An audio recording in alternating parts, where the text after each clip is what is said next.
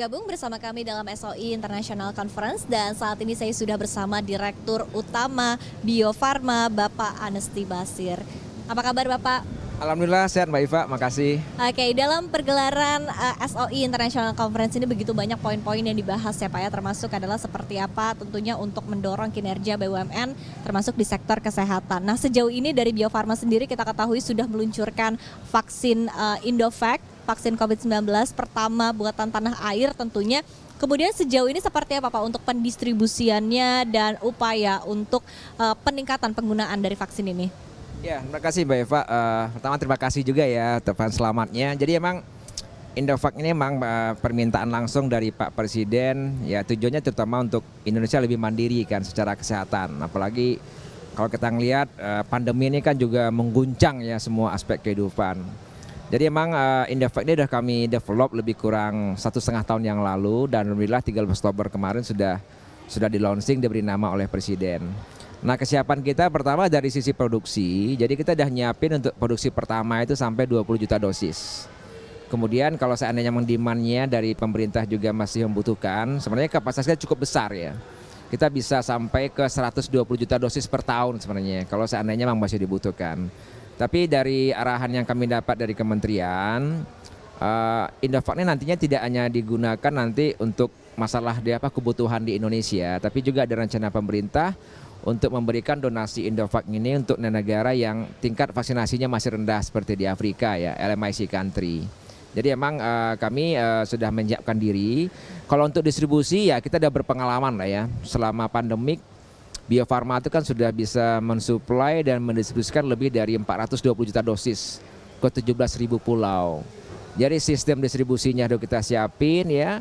Mulai dari cold chain-nya, mulai sampai ke perangkat IT-nya untuk bisa memonitor bagaimana vaksin didistribusikan mulai dari production facility kami sampai nanti ke titik terujung pada saat vaksin itu diberikan kepada masyarakat. Jadi emang kita sudah siap, apalagi dari ngomong tentang produksi, Bio Farma itu kan kita ini kan produsen vaksin terbesar kelima di dunia.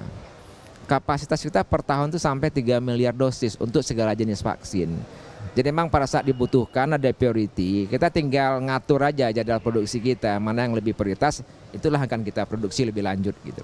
Oke, baik. Nah, kemudian terkait dengan Bio Farma sebagai holding farmasi, seperti apa sih Pak sebetulnya untuk memetakan begitu ya untuk kedepannya agar ketahanan di sektor kesehatan kita ini bisa lebih baik lagi ke depannya? Ya. Jadi kita sebagai holding farmasi ya, terutama di sektor kesehatan. Jadi BUMN itu punya dua fungsi utama sebenarnya. Yang pertama itu kan sebagai agent of development, ya kan. Yang kedua memang korporasi yang harus memberikan business value kan buat shareholder. Nah, kita ngomong yang pertama dulu lah, agent of development.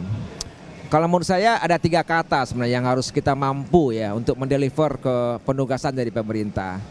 Pertama itu availability produk dan layanan. Jadi bagaimana produk dan layanan kita tuh bisa ya memenuhi kebutuhan gitu, availability-nya gitu. Yang kedua itu accessibility, mudah didapat. Inilah yang kita lakukan sama-sama dengan anak perusahaan kita. Kita punya 12-an pabrik obat dan juga pabrik vaksin. Kita memiliki jaringan distribusi di seluruh Indonesia. Kita memiliki lebih kurang 1.200 apotik seluruh Indonesia. Kita punya lebih kurang 500-an klinik pratama dan kita punya 70-an lab diagnostik. Intinya satu kekuatan ya, aset yang luar biasa sebenarnya bagi kita untuk mendukung fungsi pertama tadi ya sebagai agent development. Jadi pertama availability ya, accessibility dengan jaringan-jaringan tadi itu dengan kapasitas dan terakhir itu adalah masalah affordability dari harga sendiri. Bagaimana semua produk dan layanan inilah bisa terjangkau oleh masyarakat. Nah, peran inilah yang kita emban sebenarnya selama pandemik dan kita buktikan bahwa memang holding farmasi ini juga merupakan garda terdepan ya membantu pemerintah bersama-sama dengan stakeholder lainnya dalam membantu penanganan pandemik. Kemudian fungsi yang kedua yaitu business value. Nah inilah kita nggak boleh berhenti ya. Kita juga harus mampu berinovasi, mengeluarkan produk-produk baru, layanan baru yang tentunya nanti akan kita kembalikan kepada pemegang saham kita.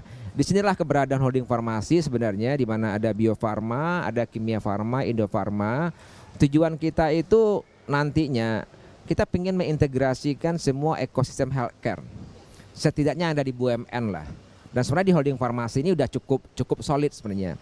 Ada beberapa lagi ekosistem yang mungkin kita pingin juga segera diskusi bergabung dengan kita, terutama yang di asuransi kesehatan dan juga rumah sakit. Nah ini ya kita udah mendapat arahan juga sebenarnya dari Kementerian BUMN, rumah sakit holding rumah sakit juga nanti akan bergabung dengan kita, dan kita juga kolaborasi nanti dengan asuransi kesehatan. Nah ini harus diintegrasikan end to end ya, hulu ke hilir. Untuk itu kita butuhkan satu platform teknologi IT ya. Dan kita juga sudah mendevelop beberapa platform yang tahap demi tahap itu akan mengintegrasikan itu semua.